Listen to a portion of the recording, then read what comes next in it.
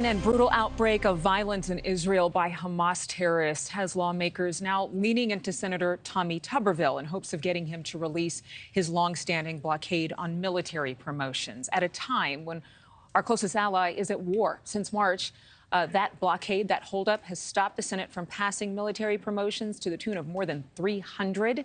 The reason, a new Pentagon policy allowing military personnel to receive legal out-of-state abortion, something the senator is firmly against. And he joins us this morning on Morning in America. Thank you for being with us.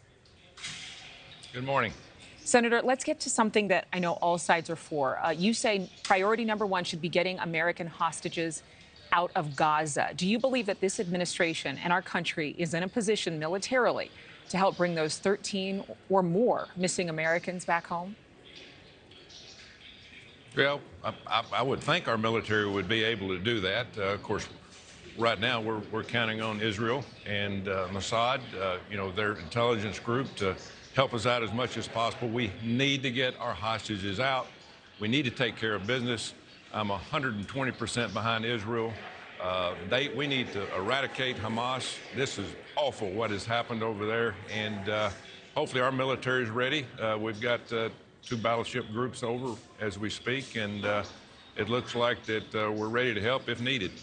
In terms of your blockade, is this for you about the abortion policy particularly, or is it about the broader issue of more progressive policies that you see as weakening America's military?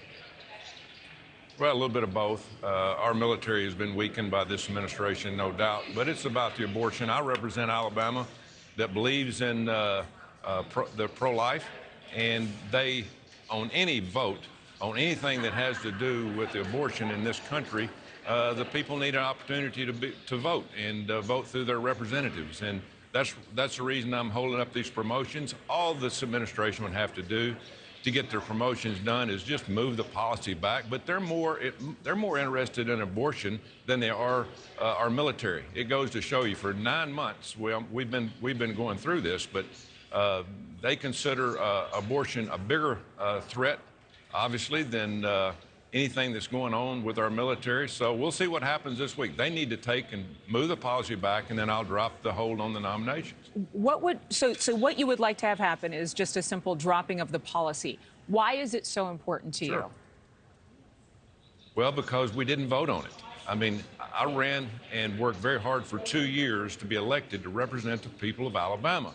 In 1985, Joe Biden had the right and the opportunity to vote on this very policy in the Senate, and also the Democrats. It was passed. This policy has been going on for, 35 years, but they dictated with a memo, to change this policy from the White House and the Pentagon. You don't do that. This is not a dictatorship. This is a democracy. Give us a chance to vote on it. Whichever way it goes, so be it. But give us a chance to vote on it, and I'll drop the holds. That's as simple as I can put it. But this White House, which is pretty much an empty suit, has decided that they're going to do the abortion policy and hold up all these nominations. They have got the hold on these nominations. I don't. So really, is this the principle of the issue, that there was not a vote, that you are?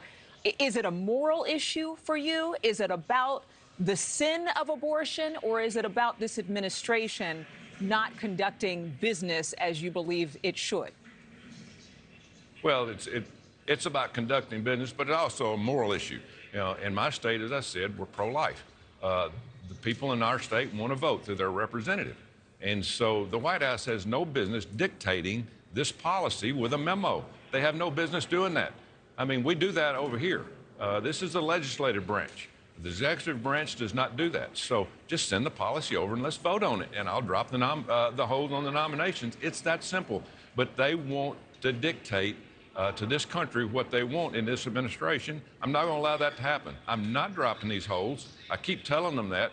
Secretary Austin has called me 3 times. They know I'm not going to drop the nomination. So let's get on with it.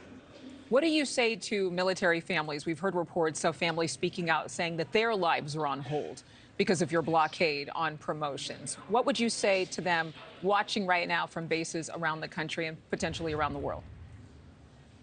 Well, I grew up a military brat. There's nobody up here more supportive of the military than me. But the problem is we have a White House that's going to dictate to the citizens of this country how they're going to run this country. That's not going to happen. Having a hold on 300 admirals and generals is not hurting our military. Now, they can do these one at a time. We could do one every 2 hours up here, but Chuck Schumer doesn't want to do it. I'm not holding up nominations. I'm just holding up a group at a time. People need to understand Chuck Schumer needs to go to work. He's been in China for a week and a half. What's he doing over there? Let's do this work for the American citizens and get back to working for the people of this country that pay taxes and quit worrying about everything overseas. Let's take care of our borders and crime and inflation. But nobody wants to do that up here. Everybody wants to do the things that help them.